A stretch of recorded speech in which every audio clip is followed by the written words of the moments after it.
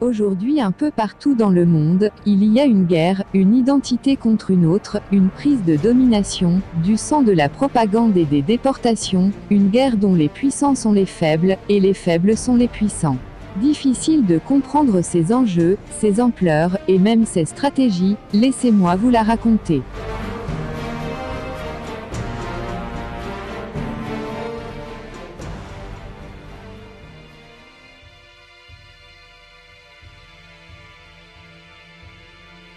Dans le monde, il y a plusieurs ethnies différentes, des Asiatiques, des Européens, des États-Uniens, d'Amérique latine, des Africains, mais aussi des Juifs. La particularité de cette ethnie est que le Juif voulait à tout prix survivre. En effet, ce peuple sans pays et sans frontières dans le temps, tient forte de la promesse divine, que jamais le peuple d'Israël ne disparaîtra de la terre. Pour cela, il était urgent de s'attaquer à l'unique menace de tous les temps, l'assimilation. D'ailleurs, une volonté qui déstabilisera le monde est aussi à la page, le nationalisme juif, autrement dit, la volonté d'un pays pour le peuple juif, appelé tout simplement le sionisme.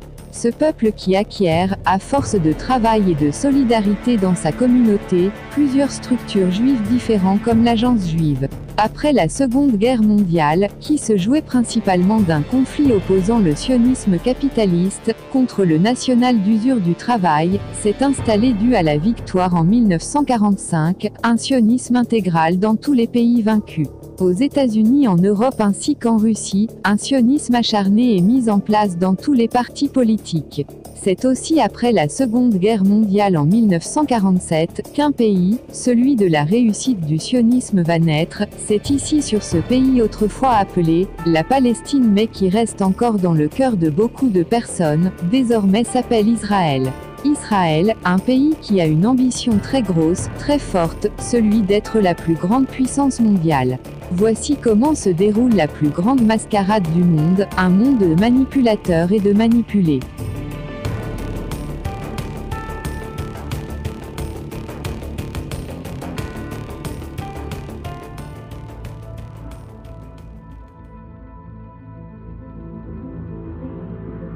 Pendant des siècles, les Juifs ont été des personnes de deuxième zone, dans des pays où ils étaient tolérés, mais qui ne leur appartenaient pas. L'argent, la solidarité, et des structures qui appuieraient la communauté, étaient les seuls critères qui maintiendraient leur sécurité. L'insécurité était le fait d'être en minorité, moins d'1% de la population et la raison du manque d'effectifs pour être un peuple de vainqueurs, mais surtout il y a une ambition, un pays. Pendant que nos pays ont un système de hiérarchie organisé, comme l'État, des ministres, des mairies, des policiers ainsi que l'armée, le peuple n'a que le vote pour se lier à son pays. Les Juifs, eux, ont un système de hiérarchie beaucoup plus solidaire et investi, et c'est cela qui va faire sa puissance. Aussi ingénieux qu'il soit, une structure va être mise en place. Né en Angleterre dans les premières années du XVIIIe siècle, et très peu connu, et pour cause, la discrétion et le secret foudroient cette sorte de secte.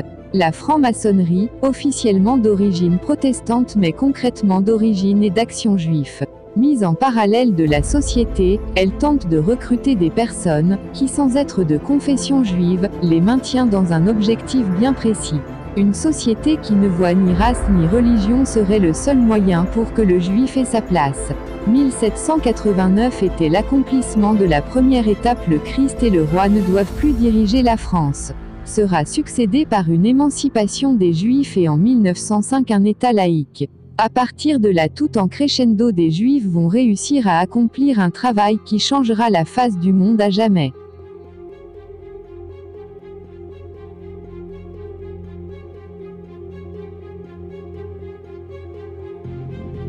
Pendant que la franc-maçonnerie appuie dans l'ombre la volonté de déstabiliser la religion catholique, qui reste encore la solidarité et l'union des hommes en Occident, qu'à partir des années 70 la jeunesse était détachée totalement de leur religion, le catholicisme. À partir de ce moment-là, est apparu des hommes politiques, des essayistes, des comédiens, et tout un ensemble du monde médiatique de confession juive, qui tentait d'apporter une apparence de soutien dans le monde africain.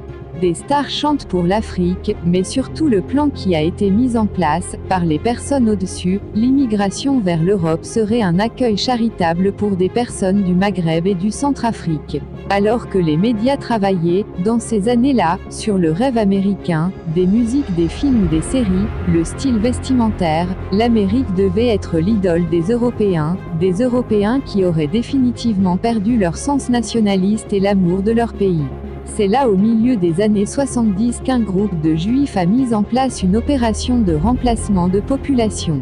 Pendant ce temps au Moyen-Orient, l'ONU qui avait divisé la Palestine, une partie arabe et une partie juive, ces années ont été accrues d'un grignotage de terre, l'agrandissement des territoires pour les Juifs, ce qui a coûté une guerre au Moyen-Orient, une première depuis très longtemps, la guerre de 6 jours. En effet, le monde arabe n'est qu'inquiet de l'avenir de la Palestine et qui voit des Palestiniens chasser des réfugiés sans pays et sans maison.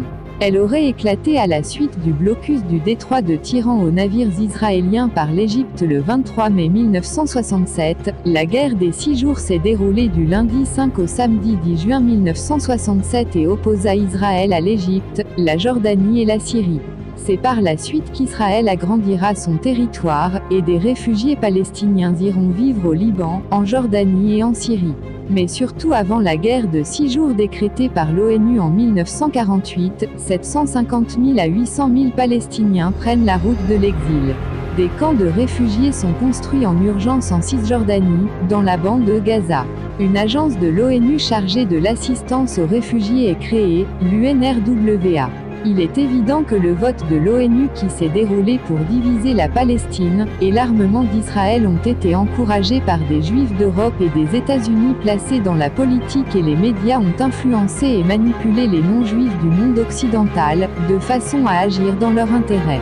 Mais voilà comment cette influence se déroule.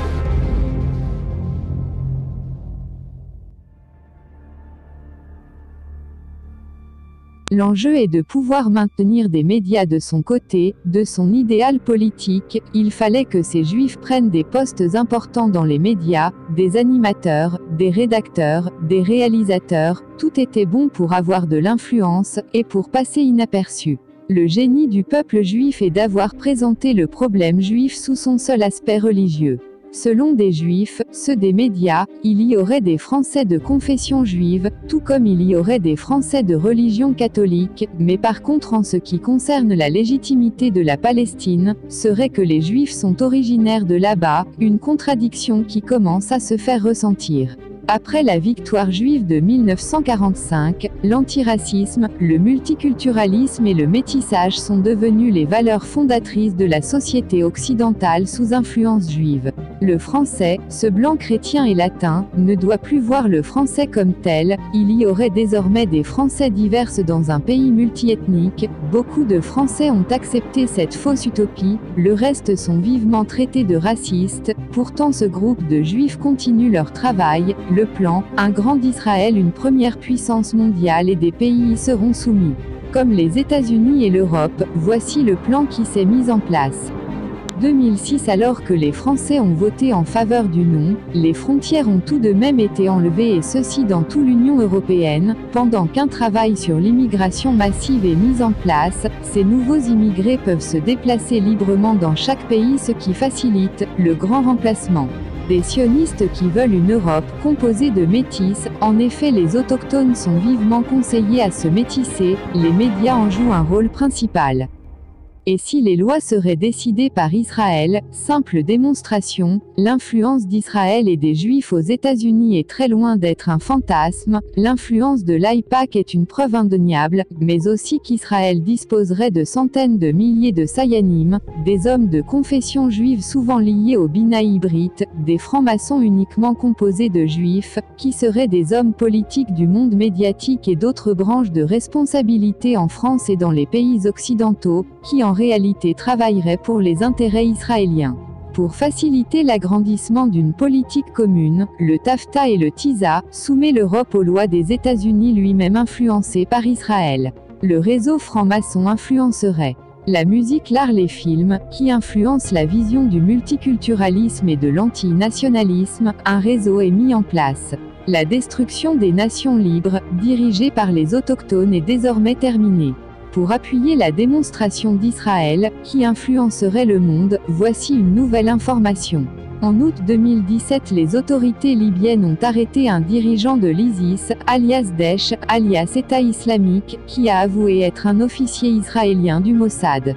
Selon les responsables, cet espion du Mossad, Benjamin Ephraim, se donnait comme nom Abou Hafs chez les terroristes, et selon le parti antisioniste, il est passé de simple imam jusqu'à former un petit groupe de Daesh indépendants. Évidemment, ces groupes de terroristes n'auront jamais l'intention de s'opposer à Israël, en revanche il sert à déstabiliser les pays autour, de façon à détruire totalement la religion musulmane au Moyen-Orient.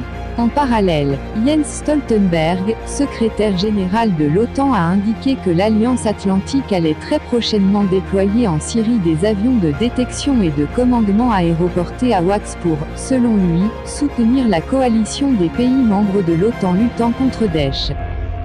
En clair, par tous les moyens, des Juifs reliés à Israël ont créé des structures et des liens complexes, cachés derrière ce nouvel ordre mondial qui est en train de se mettre en place. L'unification des nations se relie en réalité par des menottes au futur Grand d'Israël.